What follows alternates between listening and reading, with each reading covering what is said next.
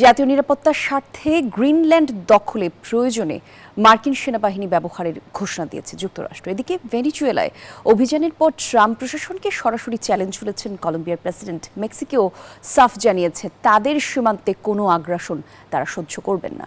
উদ্বুদ্ধ পরিস্থিতিতে দেশের কৌশলগত খাত রক্ষায় জরুরি পদক্ষেপ নিয়েছে ভেনেজুয়েলার অন্তর্বর্তী সরকার। আর্কটিকের বরফ শীতল পরিবেশ এখন উত্তপ্ত মার্কিন রাজনীতিতে। ডেনমার্কের আধা স্বায়ত্তশাসিত অঞ্চল গ্রিনল্যান্ডকে যুক্তরাষ্ট্রের ম্যাপে দেখতে চান president Donald Trump. White house স্পষ্ট জানিয়েছে এই দ্বীপ দখলে প্রয়োজনে নামানো হবে সেনাবাহিনীও। এমন আগ্রাসী ঘোষণায় নড়ে চড়ে বসেছে ইউরোপ। যদিও ডেনমার্ক সাফ জানিয়েছে গ্রিনল্যান্ড বিক্রির পণ্য নয়। ওদের স্বপ্ন পূরণে পাশে থাকতে পেরে আমরা গর্বিত।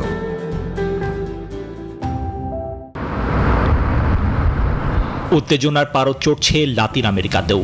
নিকোলা মাদুরোকে আটকের পরই ট্রাম্পকে সরাসরি চ্যালেঞ্জ ছুড়েছেন কলম্বিয়ার প্রেসিডেন্ট গুস্তাভো পেত্রো। ওয়াশিংটনকে তোয়াক্কা না করে তিনি বলেছেন, সাহস থাকলে ট্রাম্প যেন তাকে কলম্বিয়া এসে গ্রেপ্তার করেন। আগ্রাসন বা মিসাইল হামলা মেনে নেওয়া হবে না। মেক্সিকো সীমান্ততেও এখন চরম অস্বস্তি।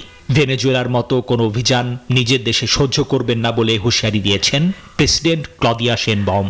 কার্টেল দমনের অজুহাতে মার্কিন হস্তক্ষেপ রুখতে এবং সার্বভৌমত্ব বাঁচাতে কঠোর অবস্থানে যাচ্ছে মেক্সিকো।